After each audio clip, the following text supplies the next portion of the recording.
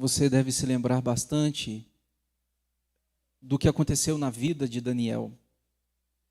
A sua nação estava exilada, porque Nabucodonosor, um rei louco, que achava-se superior à lei, todos estavam debaixo dela, mas não ele.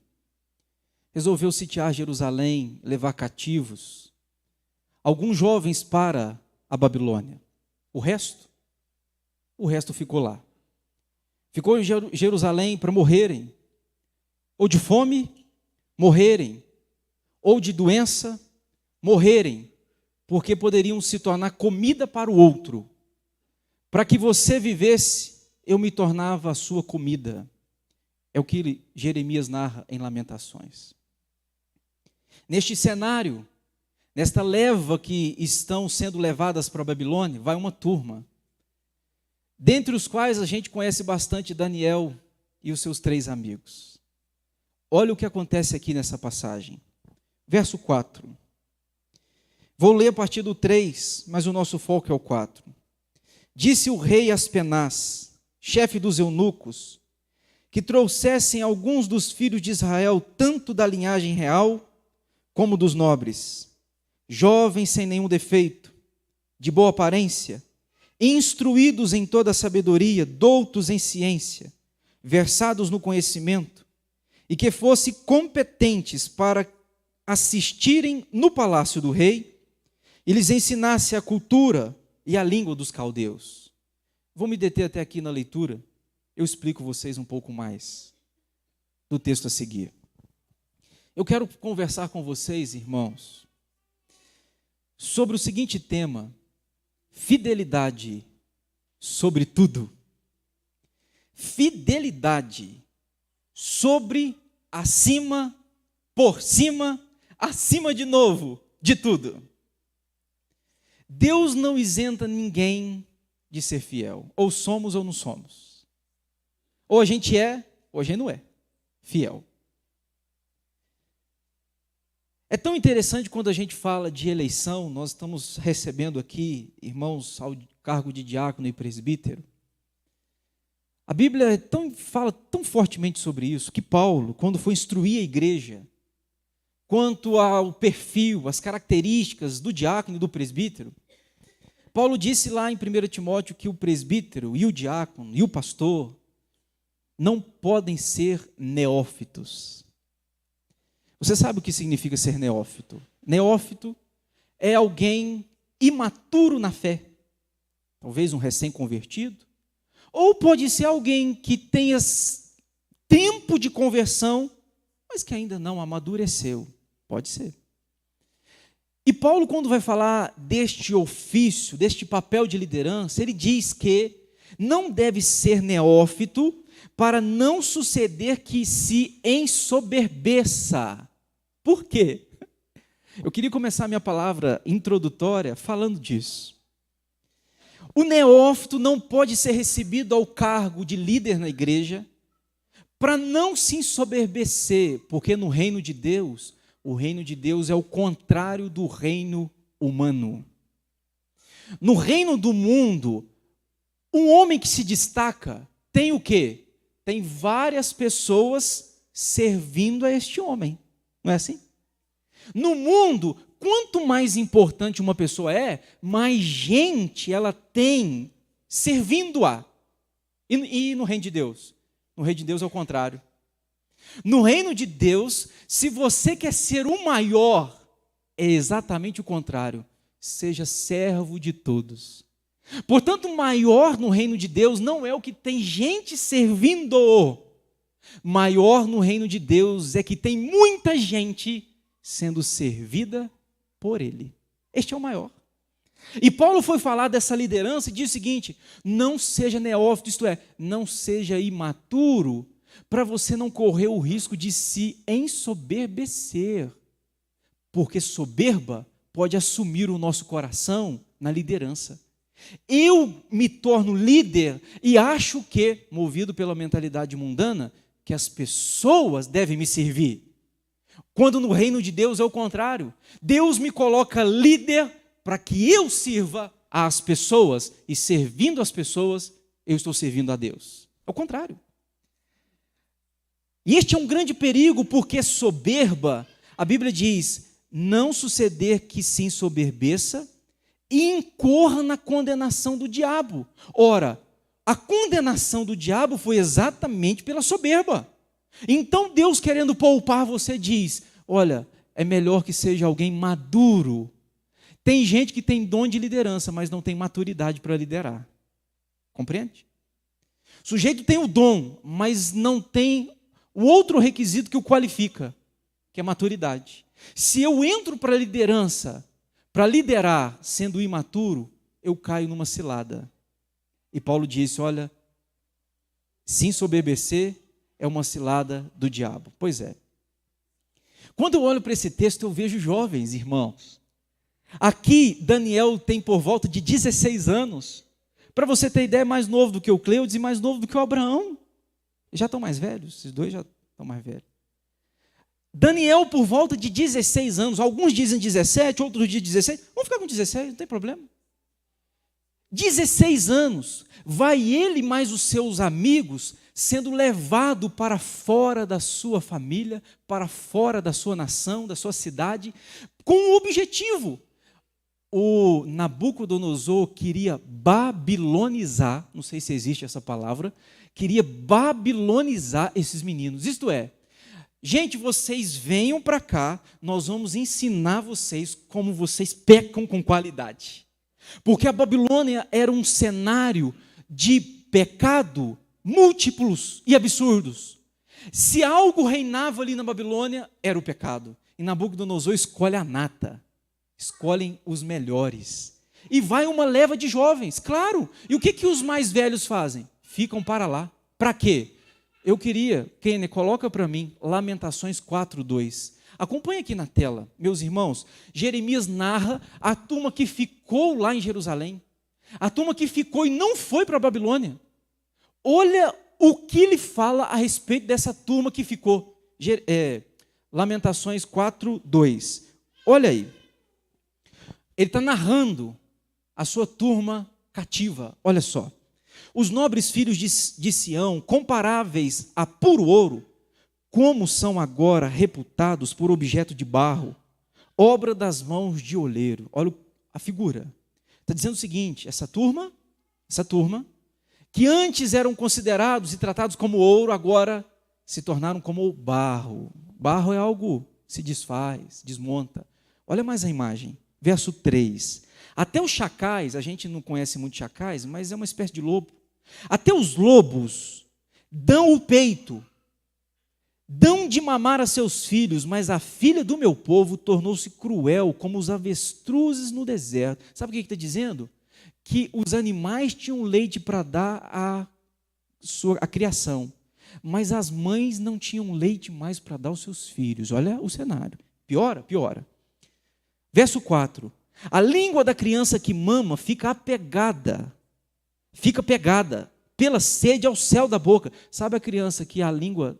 tanta fome, tanta vontade de mamar, por não ter leite, a língua cola no céu da boca. Era o cenário daqueles que ficaram. Olha a tragédia. Ele narrando aqui para nós. Os meninos pedem pão e ninguém há que lhe dê. Os que se alimentavam de comidas finas desfalecem nas ruas. Os que se criaram entre escarlatas se apegam aos monturos. Os seus príncipes eram mais alvos do que a neve, mais brancos do que o leite. Eram mais ruivos de corpo do que os corais, e tinham a formosura da safira. Aí eu vou, o verso 9. Mais felizes foram as vítimas da espada, ou seja, melhor na cabeça de Jeremias, foram aqueles que morreram pela espada. Verso 9. Mais felizes foram as vítimas de espada do que as vítimas da fome, porque estas se definham, atingidas mortalmente pela falta do produto dos campos. As mãos das mulheres, outrora compassivas, cozeram seus próprios filhos. Você faz do seu filho comida para você não morrer. Ô irmãos, pensa na tragédia. É neste cenário caótico, doentio, assustador, que vai uma turma de jovens para a Babilônia. Talvez você pode pensar, melhor é ir, né? Pois é, aqui os dois cenários são tensos e complicados. Ao ir, você está indo para a Babilônia, fora da sua terra, fora da sua família. Você está sendo catequizado por um rei maluco, que se acha Deus acima da lei. Pensa num caos. Ao ficar, a morte estava à sua espera. Nesse cenário todo, Daniel é levantado como um homem fiel, apesar de tudo. Eu queria destacar aqui algumas coisas, 4 coisas. Como a gente está falando de fidelidade acima de tudo, eu quero destacar 4. Primeiro, esses meninos, e eu incluo aqui Daniel especialmente, foram fiéis a Deus apesar de um passado traumático. Ô gente, o passado, a história, é traumatizante para essa turma. Estão longe da família e não só longe. O seu povo, a sua família está morrendo de fome. As crianças não têm leite para mamar. As mães têm que fazer dos filhos comida para sobreviver. Apesar desse passado tão traumático, eles se mantiveram fiéis a Deus. Eu estou aqui nessa noite para dizer para você, terceira igreja, para você, meu irmão, mantenha-se fiel a Deus, apesar de o passado na sua vida pode ter sido tão traumático quanto. Apesar da sua história fazer de você, impulsionar você à infidelidade, mantenha-se fiel a Deus, apesar do passado traumático. Eu vejo essa verdade nesse texto. A segunda verdade que eu vejo nesse texto, meus irmãos, é que eles foram fiéis a Deus, apesar de uma aparência que é estética, sabe? Quando você olha para mim, você vê nariz grande, você vê orelha grande, você não vê boa aparência. Mas nos meninos você via. Aqui você via. Olha o verso 4. Jovens sem nenhum defeito. Ô, gente, o William é bonito, mas você não é sem defeito, William. Sabe? Brãozinho, você é jeitoso, mas você não é sem defeito. Esses meninos eram de boa aparência e sem nenhum defeito. Apesar de ter boa aparência, não deixou a soberba tomar o coração. Você consegue entender isso? Agostinho disse que nós somos tentados nas nossas virtudes. Nas nossas virtudes que Deus nos tenta. Eu tenho dom de cantar. Pois é, cuide, porque no louvor você vai sofrer tentação. Eu tenho o dom de pregar. Pois é, cuide, porque na pregação você vai sofrer as maiores tentações. Eu tenho o dom disso, então cuide, porque onde você tem os seus dons e talentos, será o ambiente de maior prova. Tem gente que é bonito, tem boa aparência, né? Graças a Deus não são como eu. E o que fazem com a aparência? O que fazem com o corpo? O que fazem com a estética? Pois é, fazem do corpo culto para que as outras pessoas cultuem o seu corpo, a sua beleza. Pois é, esses meninos são bonitos de boa aparência. Eles disseram, a nossa estética e a nossa aparência é para a glória de Deus. Então, jovens, escute-me. O que você é, os talentos que você tem, a beleza que Deus te deu, use para a glória de Deus. Não é para você ficar postando no Instagram para a pessoa ver seu corpo. Você está entendendo, meninas? Você está entendendo?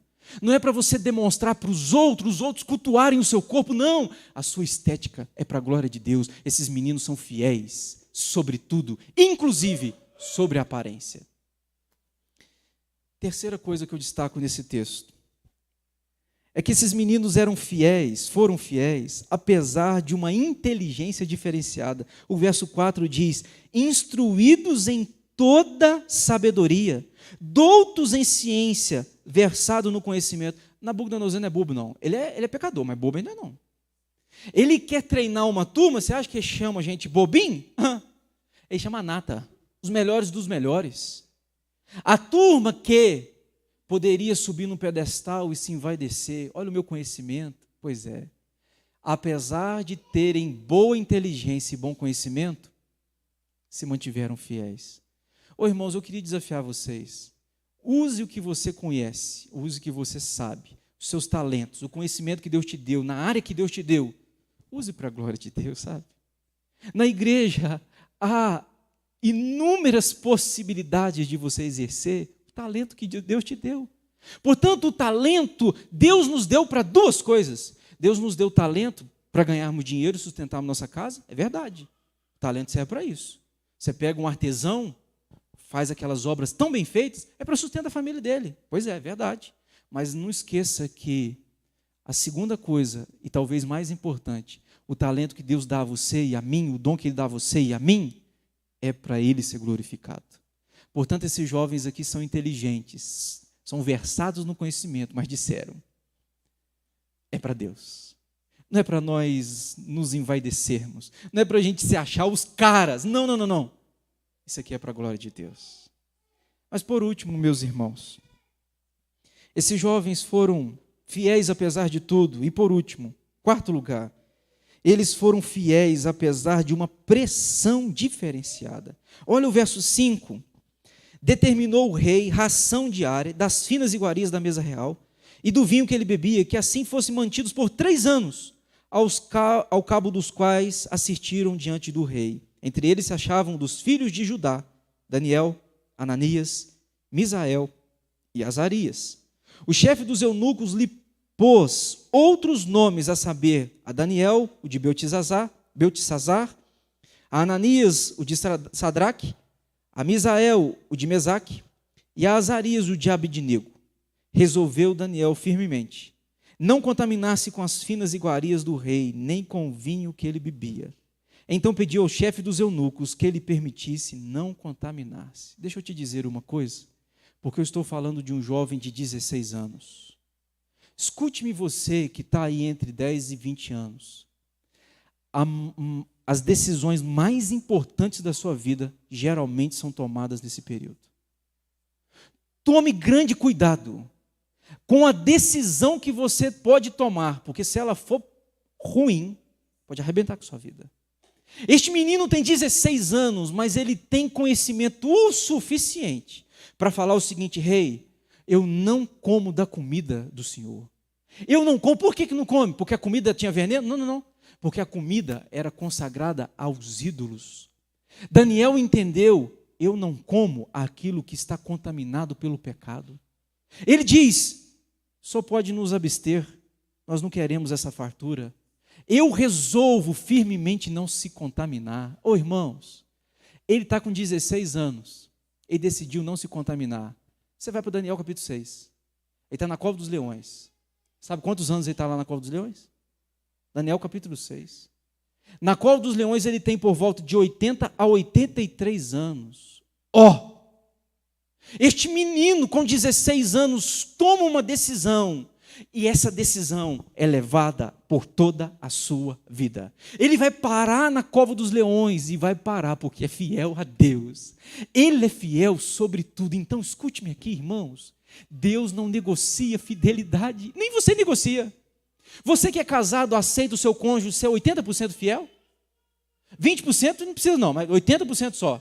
Você aceita? Claro que não aceita. Você está namorando, você aceita a sua namorada de segunda a sexta ser fiel? Mas sábado e domingo ela não precisa ser fiel, não. Você aceita? Claro que não. Ou é 100% ou não é. Não é assim? Deus da mesma forma. Deus quer você fiel 100%. Ele quer fidelidade sobre tudo. Não importa o que o mundo está te oferecendo, não importa o que as pessoas estão querendo de você, independente da pressão, Ele quer de você fiel. Ele quer de você fidelidade. Ô irmão, escute-me aqui. Esses meninos tinham tudo para ceder. Era só ceder. Era só se curvar diante de Nabucodonosor e estava tudo bem. Pois é, eu estaria bem com os homens, mas eu não estaria bem com Deus. Você sabe qual é o resultado disso? Eu vou te mostrar 2 resultados. 2. O primeiro está no verso 9. Daniel 1,9 diz: ora, Deus concedeu a Daniel misericórdia e compreensão da parte do chefe dos eunucos. Escute-me aqui. Primeiro eu sou fiel, depois Deus vem e me abençoa. Você está entendendo? Tem gente que espera Deus abençoar para ser fiel. E fica esperando. Primeiro eu sou fiel. Daniel, eu resolvo não me contaminar. Deus no verso 9 diz: eu sou com você, Daniel. Deus tem prazer em gente que abre mão das coisas do mundo para servi-lo de integridade de coração. segunda coisa que eu quero chamar a sua atenção, segundo fruto, queria que você olhasse comigo. Deixa eu encontrar aqui. Olha o segundo fruto. Daniel no capítulo 6, versículo 25. Eu não te falei que vale a pena ser fiel? Daniel capítulo 6, versículo 25. Então o rei Dario escreveu aos povos, nações e homens de todas as línguas que habitavam em toda a terra: paz vos seja multiplicada. Faça um decreto pelo qual, em todo o domínio do meu reino, os homens tremam e temam perante o Deus de Daniel, porque ele é o Deus vivo que permanece para sempre. O seu reino não será destruído e o seu domínio não terá fim. Ele livra e salva e faz sinais e maravilhas no céu e na terra. Foi ele quem livrou a Daniel do poder dos leões. Daniel, pois, prosperou no reinado de Dario e no reinado de Ciro, o persa. Sabe o que a Bíblia está falando? Que aquele garotinho lá de 16 anos que resolveu ser fiel, durante toda a sua trajetória, Deus o fez próspero no reinado de homens cruéis e terríveis. Então escute-me, eu termino com isso aqui. Você quer ser próspero na sua vida? Quer que Deus abençoe você? Fidelidade acima de tudo. Não negocie fidelidade, irmãos. Não abra mão. Seja fiel na administração do dinheiro. Seja fiel na administração dos talentos e dons. Seja fiel na vida conjugal. Seja fiel no reino de Deus. Deus me ajude a ser fiel a Ti, totalmente, integralmente, em todo o tempo, em todas as épocas. É possível? É possível. Daniel foi, com a graça de Cristo.